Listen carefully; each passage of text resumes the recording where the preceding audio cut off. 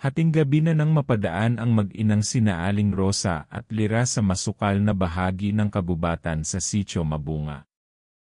Galing sila sa kabayanan, bitbit ang ilang pinamili, at kailangan nilang makauwi agad bago pa man bumuhos ang ulan. Sanay na silang maglakad sa ganitong oras, pero may kakaiba sa gabing iyon. Tahimik ang paligid, parang wala man lang huni ng kuliglig o tunog ng mga hayop. Ramdam ni Aling Rosa na may mali, pero pinilit niyang huwag ipahalata kay Lira na nooy 6 na taong gulang pa lamang. "Ma, ang dilim po," bulong ni Lira habang mahigpit na nakahawak sa palda ng ina. "Anak, kaunting lakad na lang," sagot ni Aling Rosa, pilit na pinapanatag ang loob ng anak kahit siya man ay nakakaramdam na ng kilabot. Ilang hakbang pa at bigla silang may narinig na mahina, parang iyak ng sanggol. Napahinto sila.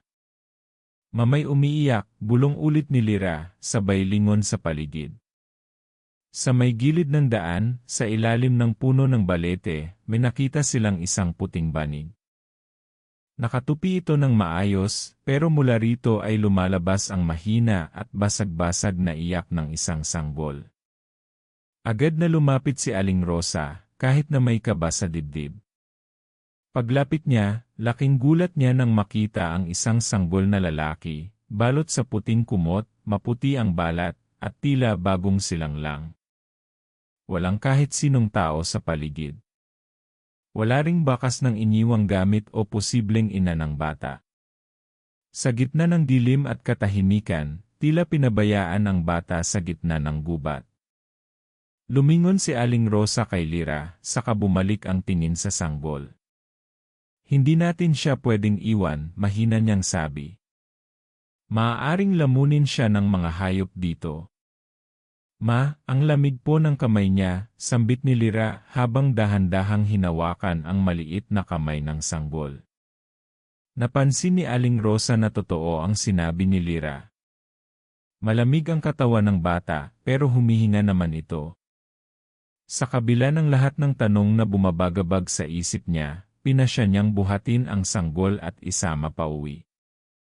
Pagdating sa kanilang maliit na bahay sa paanan ng bundok, agad niyang nilinis at pinainom ng gatas ang sanggol.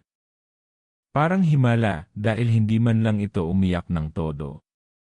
Tahimik lang ito at nakatitig sa kisame na parang may tinitingnan. Napansin din ni Aling Rosa na may kakaiba sa kulay ng mata ng bata, parang kulay abo na may halong pula kapag natatamaan ng ilaw. "Anak, anong ipapangalan natin sa kanya?" tanong ni Aling Rosa habang pinagmamasdan ang bata. "Lucas," sagot ni Lira. Parang bagay sa kanya. Lumipas ang mga linggo at parang naging parte na ng kanilang pamilya si Lucas. Lumaking matalino, tahimik, pero may kung anong misteryo sa kilos niya. Tuwing bilog ang buwan, hindi ito mapakali. Lagi siyang nakatingin sa bintana, at minsan ay nauutal habang bumubulong ng mga salitang hindi nila maintindihan. Isang gabi, habang natutulog si Lira sa tabi ni Lucas, nagising siya sa isang tunog, parang garalgal na hininga at mahinang ungol. Pagkadilat niya, nakita niyang nakaupo si Lucas sa kama, nakatingin sa kanya. Dilat na dilat ang mga mata nito, at parang hindi siya kilala. "Lucas," mahinang tawag ni Lira. Hindi sumagot ang bata.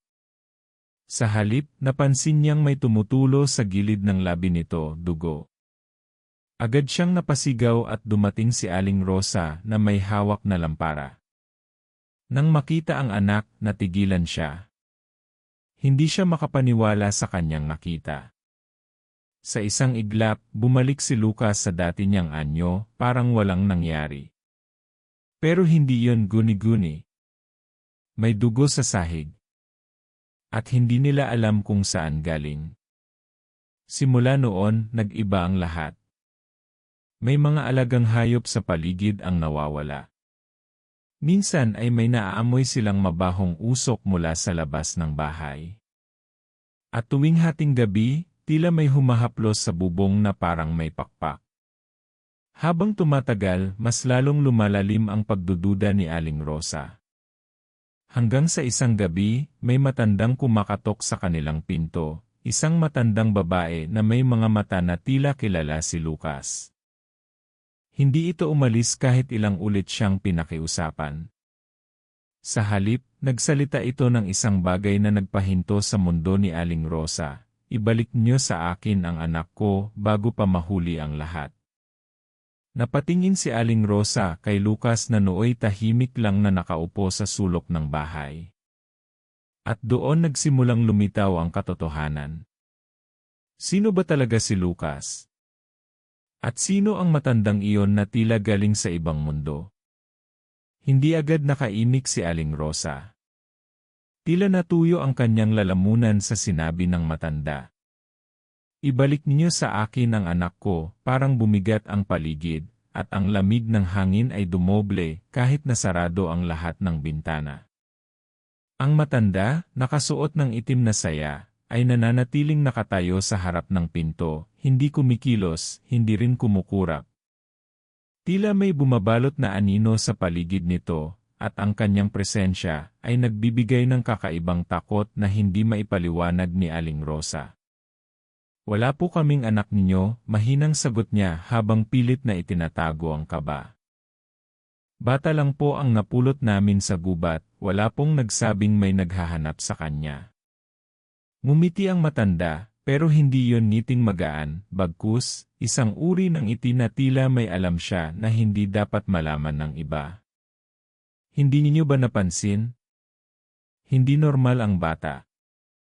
Hindi siya para sa inyo, hindi siya galing sa mundong ito. Biglang napaiyak si Lyra mula sa loob ng bahay. Tumakbo si Aling Rosa papasok at naiwan ang matanda sa labas. Pagdating niya sa silid, nakita niya si Lucas na nakaupo sa kama, yakap-yakap ang kanyang anak. Nakatingin ito sa kanya, walang emosyon, pero may kung anong lungkot sa kanyang mga mata. Ma, natakot ako, umiiyak na sabi ni Lyra. Bulong ng bulong si Lucas habang tulog. Sabi niya, kukunin na raw siya ng nanay niya, napapitlag si Aling Rosa. Hindi pa niya sinasabi kay Lyra ang tungkol sa matandang babae sa labas, pero paano nalaman ni Lucas? Muli siyang lumapit sa bintana, wala na ang matanda. Parang bula itong naglaho. Kinabukasan, dinala ni Aling Rosa si Lucas sa barangay hall. Baka sakaling may nag-report na nawawalang bata. Pero hanggang ngayon, wala pa ring lumalabas na sino mang naghahanap kay Lucas. Inilapit din niya ito sa simbahan, pinabless pa sa pari, pero walang sinabing kakaiba ang pari, maliban sa isang bagay. Malalim ang mata ng batang yan, sabi ng matandang pari habang pinagmamasdan si Lucas. Parang marami na siyang nakita, kahit bata pa lang. Inatan niyo siya. Lumipas ang mga araw. Lalong lumalalim ang misteryo kay Lucas. Napansin ni Aling Rosa na hindi na ito lumalapit sa pagkain ng karne, maliban sa hilaw na atay ng manok.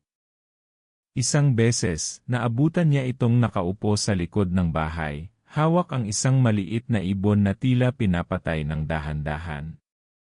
Nang tawagin niya ito, agad lang nitong binitawan ang ibon at mumiti sa kanya, parang walang nangyari. Hindi rin ito nilalapitan ng ibang bata sa baryo. Sabi ng mga kapitbahay, may malamig na hangin kapag dumadaan siya. Parang may kasamang anino. Sa umpisa, pinagtatakpan pa ni Aling Rosa si Lucas, iniisip na baka hindi lang siya sanay sa bagong buhay. Pero habang tumatagal, unti-unti na rin niyang tinatanggap, may kakaiba talaga sa bata. Isang gabi, nagising si Aling Rosa sa tunog ng pag-iyak ni Lyra. Nang puntahan niya ito, nakita niyang nakatayo si Lucas sa tabi ng kama ng anak. Lucas, anong ginagawa mo diyan? Tanong niya, medyo naiinis pero may halong takot. Ngunit bago pa ito sumagot, bigla na lang itong napaupo sa sahig at umiyak. Iba ang iyak, parang halo-halo ng sakit, takot, at galit. Pilit siyang nilalapitan ni Aling Rosa, Pero sumigaw ito, "Wag po. Lalabas siya kapag nilapitan niyo ako." "Lalabas? Sino?" tanong ni Aling Rosa, nanginginig ang boses. Hindi sumagot si Lucas. Sa halip, tumingin ito sa salamin sa tabi ng pader, kung saan nakikita ang sarili nila. Doon, saglit na tila may ibang mukha sa refleksyon ng bata. Isang matanda, gutay-gutay ang mukha, may mahahabang kuko, at mga matang pula na parang nasusunog. Dahil sa matinding takot, dinala ni Aling Rosa si Lucas sa albularyo ng kabilang baryo. Kilala ang matandang isko sa kanyang kakayahang makakita ng hindi nakikita ng karaniwang tao.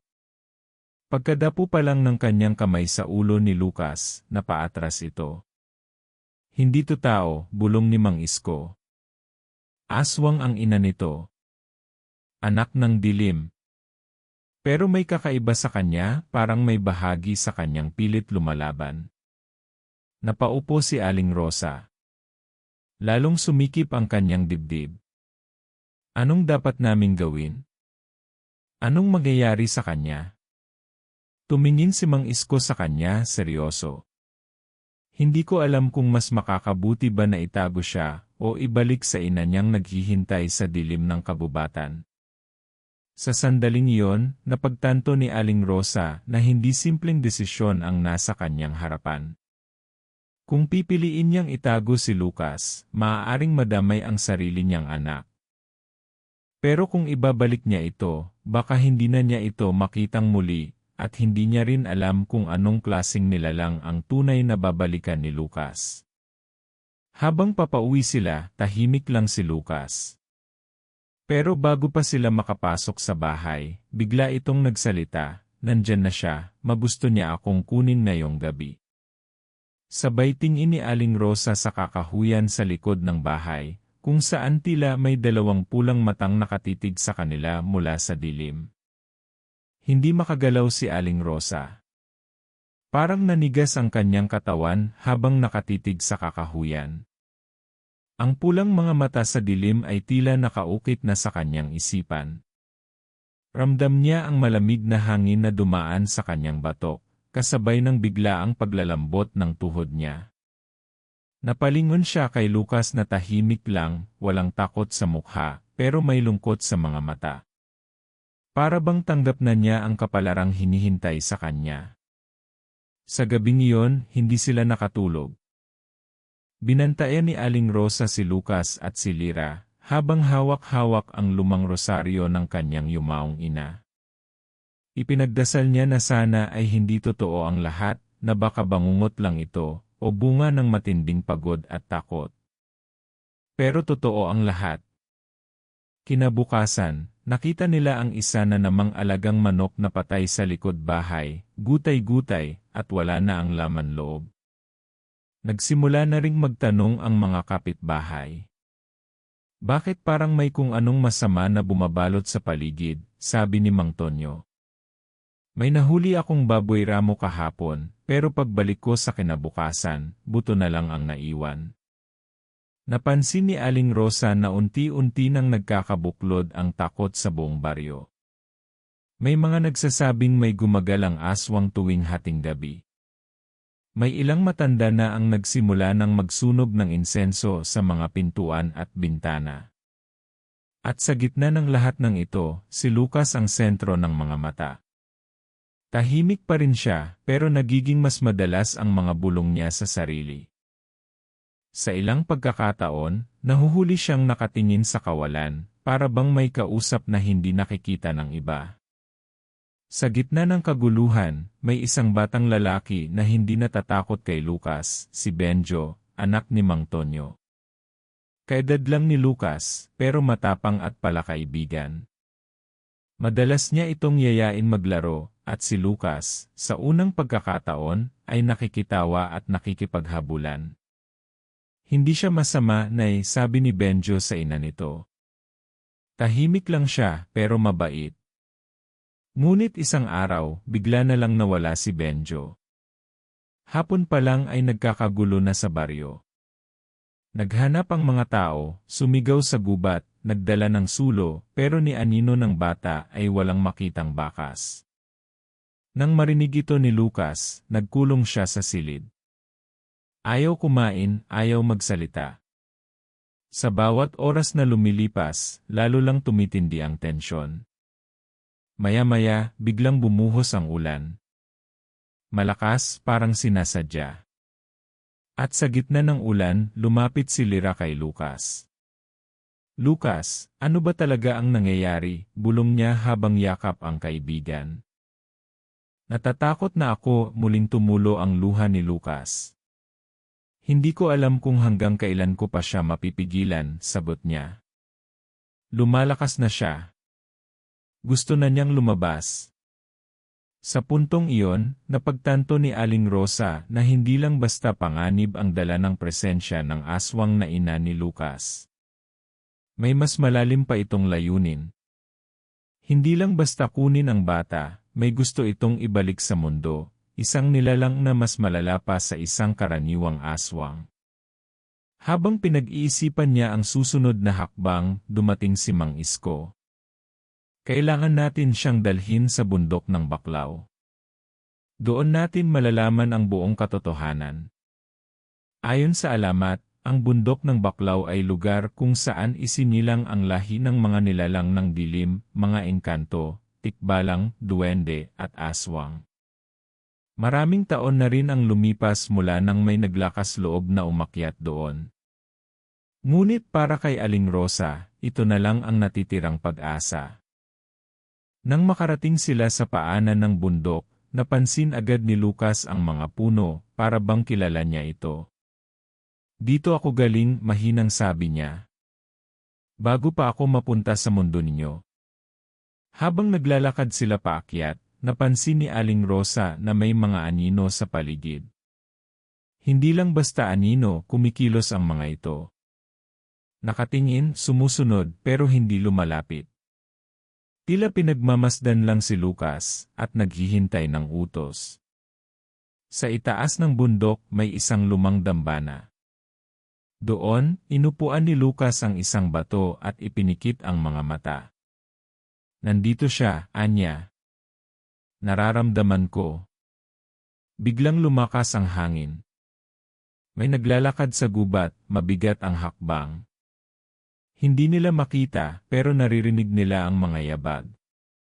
At pagkatapos ng ilang hakbang, lumabas mula sa dilim ang isang babaeng nakaputi, dugo ang ilalim ng mga mata, mahaba ang buhok, at tila ba hindi tumatapak sa lupa. Ang ina ni Lucas. At sa kanyang likuran may gumagalaw pa. Mas malaki. Mas madilim. At mas mapanganib. Tumigil sa harap ng lumang dambana ang babae. Tahimik ang paligid, pero ramdam ni Aling Rosa ang panginginig ng lupa sa bawat hakbang nito. Ang hangin ay tila lumalaban sa kanilang paghinga, mabigat at malamig na parang may dalang kamatayan. Si Lucas, nakaupo pa rin sa bato, nakapikit, pero nanginginig na ang mga kamay. Parang may tinatagong sakit sa kanyang dibdib na pilit niyang kinikimkim. Anak ko, mahinang sambit ng babae, halos parang hangin ang kanyang tinig pero tumagos sa buong paligid. Panahon na. Ibalik mo na sa akin ang iniwang laman ng gabi. Napaatras si Aling Rosa. Hindi niya alam kung ano ang tinutukoy ng babae, pero alam niyang may mas mabigat pa itong ibig sabihin kaysa sa simpleng pagbawi sa bata. Lumingon siya kay Mang Isko na noon ay nakapikit din, may hawak na buntot pagi at isang dahon ng banaba. Hindi natin siya kayang labanan kung mag-isa lang tayo, mahina niyang bulong kay Aling Rosa. Lucas, tinawag ni Aling Rosa ang bata, lumapit ka sa akin, anak. Huwag kang lalapit sa kanya. Pero hindi gumalaw si Lucas. Tila may laban sa kanyang kalooban. Parang may boses sa loob ng isip niya na hinihila siya pabalik sa dilim na pinanggalingan niya. Habang patuloy ang pagsiklab ng hangin sa paligid, naglalakad na ang babae palapit, halos ilang dipa na lang ang layo niya sa bata. Mula sa likuran nito, may sumisilip isang nilalang na halos hindi maipinta. Puno ng galis at sugat ang katawan, balot ng maitim na balahibo, at may mahahabang kuko na tila kayang sumira ng anumang madaanan. Hindi ito basta aswang, isa itong matandang nilalang, nilikha para maghasik ng takot. Siya ang bantay, bulong ni Mang Isko. Hindi pa yan ang ina niya. Isa iyang tagapagbantay ng daan pabalik sa pinagmulan ni Lucas. Kapag bumalik siya, tuluyan nang mapuputol ang pagiging tao niya. Lira, na tahimik lang kanina, ay biglang lumapit kay Lucas. Tandaan mo yung sinabi mo sa akin, sabi niya habang hawak ang kamay ng kaibigan. Ayaw mong maging tulad nila. Gusto mong mabuhay bilang tao. Bilang kapatid ko.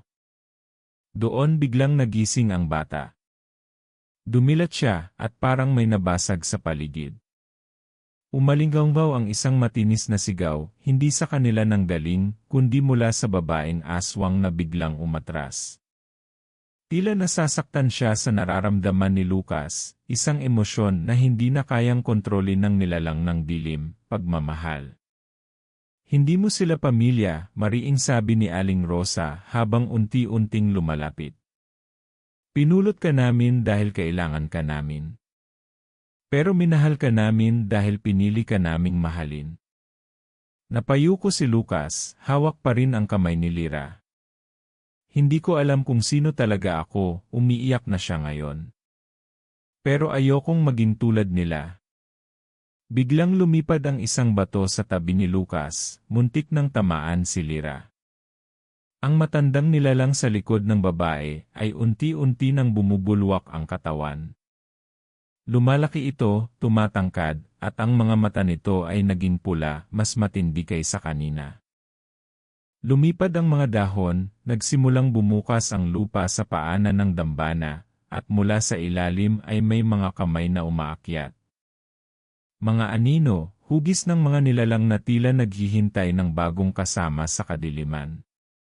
Kapag kinuha nila si Lucas ngayon, sigaw ni Mang Isko habang hinahampas ang buntot pagi sa lupa, hindi lang siya ang mawawala. Bubukas ang daan para sa mga nilalang na yan. Muling babalik ang gabi sa mundo ng tao. Muling sumigaw ang babae, pero ngayon ay may halongput. Kayo ang may kasalanan nito. Dapat ay hindi niyo siya hinawakan. Dugo namin ang dumadaloy sa kanya. Pero puso namin ang nagturo sa kanya ng tama, sigaw ni Aling Rosa, halos wala na sa sarili. Napatingin si Lucas sa paligid. Ang mga anino ay halos nasa paanan na nila. Ang mga mata ng nilalang ay nakatutok sa kanya, parang tinatawag siyang bumalik. Ngunit sa kabila ng takot at pagkalito, mahigpit niyang hinawakan ang kamay ni Lira.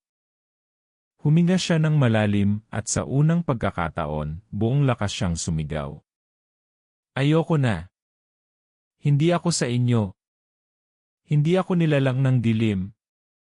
Sumalubong ang sigaw na iyon sa isang malakas na dagundong mula sa lupa. Umangat ang alikabok, nagliwanag ang dambana ng mahinang liwanag, at para bang may puwersang pilit na itinataboy ang mga nilalang sa paligid. Napasigaw sa sakit ang babae habang tinatakpan ang kanyang mukha. Pero hindi pa tapos ang lahat. Mula sa likod ng dambana, may isa pang presensya ang lumitaw, mas malamig, mas matindi ang enerhiya. At si Lucas, sa kabila ng kanyang tapang, ay napaluhod. Isang tinig ang bumalot sa paligid. Hindi mo basta-basta matatakasan ang dugo mo, Lucas. Kahit saan ka magtago, babalik at babalik ka sa amin. At sa sandaling iyon, lahat ay huminto. Tahimik ang lahat. Para bang huminto ang oras sa paligid ng dambana. Ang mga anino ay nakatigil sa kanilang pagkilos, parang natigilan sa presensya ng bagong dumating. Ang tinig na nagbabadya sa hangin ay hindi lang basta salita, ito ay boses na may bigat ng mga sinaunang nilalang. Si Lucas, nakaluhod sa harap ng dambana, ay nanginginig, Hindi sa takot kundi sa pakiramdam na unti-unti siyang kinakaladkad ng isang bagay na mas malalim pa sa kanyang pinagmulan. Mula sa likod ng dambana, unti-unting lumitaw ang isang matandang lalaki, maputla, mahaba ang buhok, at may dalang baston na yari sa itim na kahoy. Hindi siya tulad ng ina ni Lucas o ng mga aswang sa likod nito. Ang kanyang presensya ay iba, matahimik pero nakakatindig balahibo. Lumingon ito kay Lucas at mumiti. Matagal ka naming hinintay, Anya. Ngunit hindi para sa iyo ang katawan na yan kundi sa kanya. Nagkatinginan sina Aling Rosa at Mang Isko. Ano nang ibig niyang sabihin, bulong ni Aling Rosa. Lumingon ang matanda kay Aling Rosa at dahan-dahang itinuro si Lyra. Siya ang susi. Hindi si Lucas. Nabigla ang lahat. Si Lyra. Ang batang walang kamalay-malay, na buong buhay ay inalay para sa pag-aruga sa ampon nilang si Lucas, siya pala ang tunay na target ng mga nilalang na ito. Hindi, sigaw ni Lucas habang tumayo. Ako ang gusto ninyong kunin. Huwag niyo siyang idamay. Ngunit mumisi lamang ang matanda. Ikaw ay bunga ng dugo ng dilim. Pero siya ang may dalang liwanag. Kailangan namin pareho. Isa upang buksan ang lagusan, at isa upang balansihin ang pagdaan. Biglang bumukas ang lupa sa harap ng dambana. Umalinggaw ang mga sigaw mula sa kailaliman, sigaw ng mga nilalang na nakakulong sa ilalim, naghihintay ng pagkakataong makawala. Sa gitna ng putik at alikabok, may lumitaw na mga simbolo sa lupa, mga sinaunang ukit na umiikot, gumagalaw, para bang buhay. Isa itong sagradong ritual na kailanman ay hindi pa nasasaksihan ng mga tao. Sa kabila ng kaguluhan, biglang natahimik si Lyra. Nakatingin siya sa mga mata ng matandang lalaki, at parang may naalala siya. Bakit parang nakita ko na siya noon? Tanong niya sa sarili. Parang kilala ko siya. Nag-angat ng kamay ang matanda. Hindi mo naaalala dahil itinago namin. Ang linyang dugo mo ay hindi basta-basta. Isa ka sa mga tagapagbantay. Isang alagad ng liwanag. Parang nabagsakan si Aling Rosa ng langit sa narinig. Ang anak ko. Alagad ng liwanag. Bakit hindi ko alam to? Dahil hindi ikaw ang tunay niyang ina, sagot ng matanda. Ipinagkatiwala lang siya sa'yo. Ang pamilya mo ay tagapangalaga. Pero ngayon, panahon na para gisingin ang kapangyarihang matagal nang natutulog sa loob niya. Habang nagsasalita ang matanda, nagsimulang lumiwanag ang katawan ni Lyra. Dahan-dahan, may mga hugis liwanag na umikot sa kanya, at ang mata niya ay kumislap ng puting ilaw. Pero imbes na takot ang makita sa mukha ng bata, isang uri ng kapayapaan ang dumaan sa kanyang mukha. Lucas, mahina niyang tawag. Hindi lang ikaw ang may pinanggalingan na iba. Pareho tayong may tungkulin. Pero kailangan nating magpasya magkasama. Bago pa siya makalapit kay Lucas, biglang humarang ang ina nitong aswang. Ang mga kuko niya ay humaba at ang mga mata niya ay nagbaga. Hindi kami papayag. Hindi kayo ang magtatapos ng kwentong ito. Matagal na naming inaasam ang pagbubukas ng lagusan. At sa isang iglap, tumalon siya papunta kay Lyra. Lyra, sigaw ni Lucas. Ngunit bago pa man tumama ang mga kuko ng aswang, isang liwanag ang pumutok mula sa katawan ni Lyra. Isang malakas na sigaw ng enerhiya ang nagpalipad sa lahat sa paligid. Maging ang matandang lalaki ay napaatras. Sa gitna ng liwanag, narinig ang boses ni Lyra, hindi na tulad ng dati, kundi mas matatag at mas malalim. Hindi kayo ang may kapangyarihan dito. Hindi takot ang magtatapos sa lahat ng ito, kundi pagpili. At nang unti-unti nang mawala ang liwanag, nakita ng lahat si Lyra na nakalutang sa ere, hawak-hawak ang kamay ni Lucas. At sa kanilang likod muling bumukas ang langit. Ngunit imbes na katahimikan ang sumunod, isang napakalakas na sigaw mula sa kailaliman ang umalingaw-ngaw. Mula sa punit na hangin sa gitna ng dambana, may dumating pang mas malakas. Mas malaki. Mas matindi. Hindi pa pala yon ang tunay na laban. Nang muling bumukas ang hangin sa gitna ng dambana, bumalot sa lahat ang mabigat na katahimikan. Ngunit hindi ito katahimikan ng kapayapaan, ito'y katahimikan ng isang bagay na paparating. Mula sa siwang ng liwanag at dilim, unti-unting lumabas ang isang nilalang na hindi inakala ng kahit sino. Mas malaki ito kaysa sa lahat ng aswang na nakita nila. Ang katawan nito ay yari sa anino, walang mukha, at tanging apoy na pula ang nasa mata nito. Isa itong pinuno, ang tinatawag sa mga alamat bilang dakilang anino, ang orihinal na pinagmulan ng lahat ng aswang. Ang matandang lalaki na kanina'y parang makapangyarihan ay biglang napaluhod. Hindi pa dapat ngayon. Hindi pa ito ang panahon mo, bulong niya habang pinipigilan ang sarili sa pagtakbo. Pero tinawag mo ako, sagot ng nilalang, ang boses nito'y parang kumakalabog sa dibdib. At ngayon babawiin ko ang dapat ay sa amin. Lumingon si Lucas kay Lyra. Hindi natin to kakayanin, nanginginig niyang sabi. Hindi ito tulad ng dati. Hindi ito simpleng laban.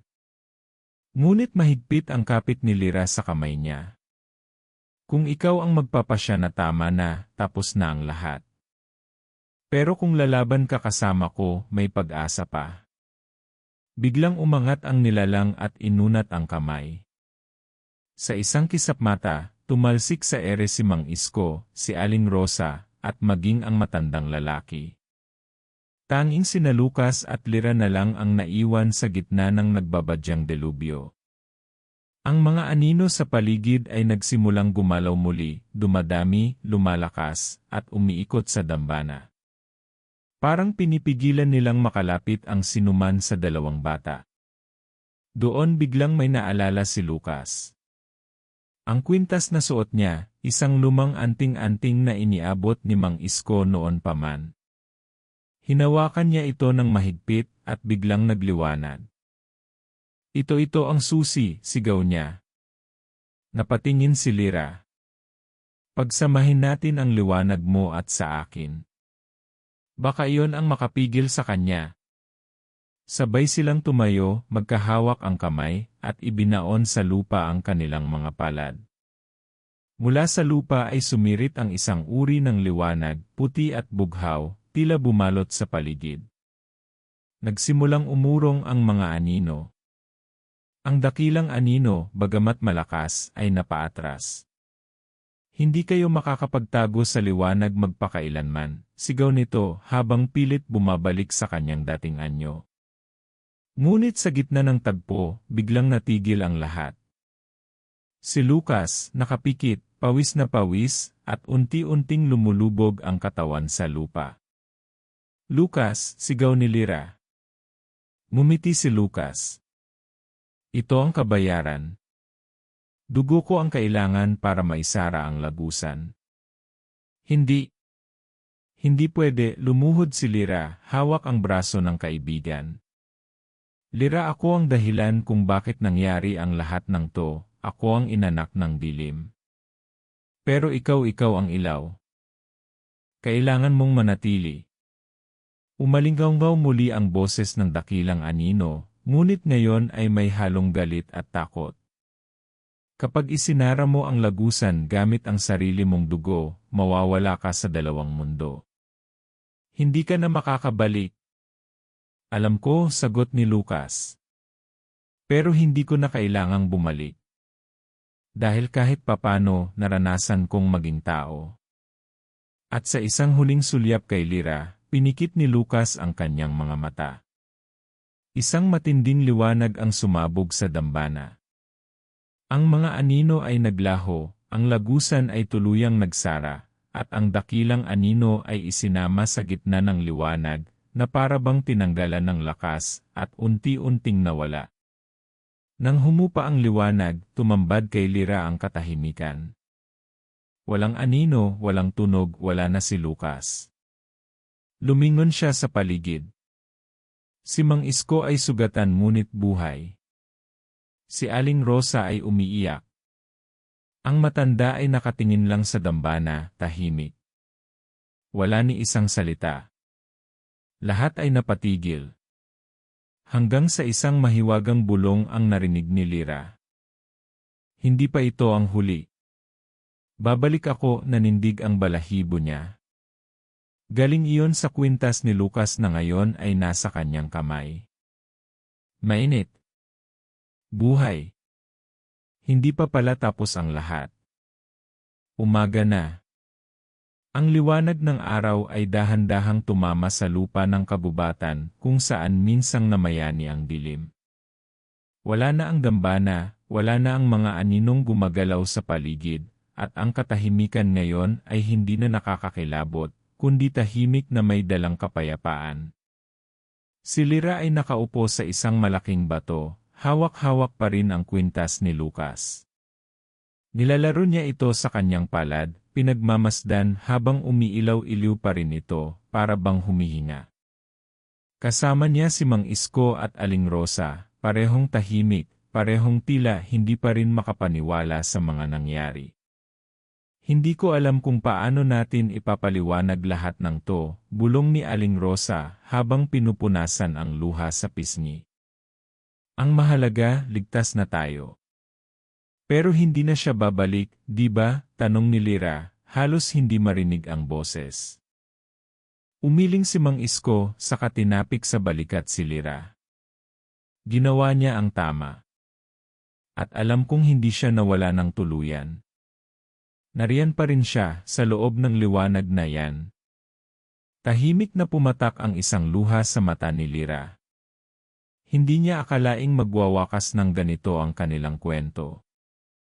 Isang batang minsang nakapulot ng sanggol sa gitna ng gabi, isang sanggol na hindi nila alam ay galing pala sa lahi ng dilim. Isang batang lumaki na parang kapatid, pero sa dulo ay naging tagapagtanggol ng kanilang mundo. Ilang araw ang lumipas, at unti-unti na ring bumalik sa normal ang takbo ng buhay sa baryo. Ang mga hayop ay muling lumalabas, ang mga tao ay nagsimulang bumalik sa kanilang mga bukirin, at ang mga kwento ng aswang ay muling naging bahagi na lang ng alamat at hindi na ng kasalukuyang takot. Pero para kay Lyra, alam niyang totoo ang lahat ng iyon at hindi lang kwento. Sa bawat gabi na tumitingin siya sa bituin, hinahanap niya ang liwanag na tila kakulay ng kwintas. Parang isang paalala na kahit saan man si Lucas, nasa mabuting kalagayan siya. Minsan, habang naglalakad siya sa gilid ng kagubatan, narinig niyang parang may batang tumawa. Napahinto siya. Tumingin siya sa paligid pero walang tao. Nang umihip ang hangin, lumipad sa paanan niya ang isang tuyong dahon na may kakaibang ukit, guhit na hugis mata. Kinuha niya ito at pinisil, at sa isang iglap, parang may mainit na enerhiya na dumaan sa katawan niya. Tumibok ang kwintas. Buhay. Lumipas pa ang mga taon, at lumaki si Lyra na may malalim na pagkaunawa sa koneksyon ng dilim at liwanag.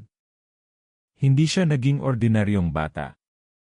Hindi rin siya naging alagad ng liwanag sa paraang inaasahan ng matatanda.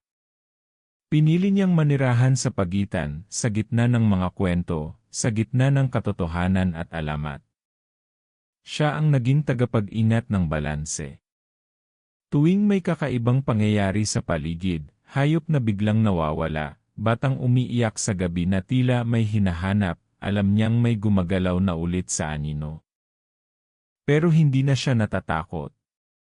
Dahil alam niya hindi siya nag-iisa. Isang gabing malamig, habang nasa ilalim siya ng punong malapit sa dating dambana, naupo siya at tahimik na nagdasal. Kung naririnig mo pa ako, Lucas, salamat. Hindi mo lang kami niligtas. Pinaalala mo sa amin na kahit ang anak ng dilim ay kayang pumili ng liwanag. At sa langit, isang bituin ang kumislap. Mas maliwanag kaysa sa lahat ng iba. Sa dulo ng lahat, naging malinaw ang isa sa mga pinakamalalim na aral ng kwentong ito, hindi mahalaga kung saan ka nagmula. Ang mahalaga ay kung ano ang pipiliin mong maging. Si Lucas ay bunga ng isang nilalang na kinatatakutan, pero pinili niyang lumaban para sa kabutihan. Si Lyra ay isang simpleng bata na lumaki sa pagmamahal at tapang, at sa huli naging ilaw sa madilim na daan. At si Aling Rosa at Mang Isko, bagamat ordinaryo lang sa mata ng iba, ay nagpakita na ang tunay na pamilya ay hindi lang dugo, kundi ang pusong handang magmahal kahit sa pinakahiwaga-higaan ng mga pagkakataon. Ngayon, tapos na ang kwento ng mag-inang nakapulot ng anak ng aswang. Pero sa bawat ulap na dadaan, sa bawat katahimikang may malamig na simoy, sa bawat kwintas na biglang ilaw, maaaring hindi pa tapos ang lahat. Maaaring may susunod pang kabanata. Pero para sa ngayon, sapat na ang tahimik na gabi, ang sinag ng bituin, at ang alaala ng isang batang pinili ang tama kahit pa ito ang pinakamasakit na desisyon. At kung sakaling may marinig kang tawa ng bata sa gitna ng dilim, huwag kang matakot. Baka si Lucas lang yon, nagpapaalala na kahit sa loob ng anino, may kwento pa ring maririnig.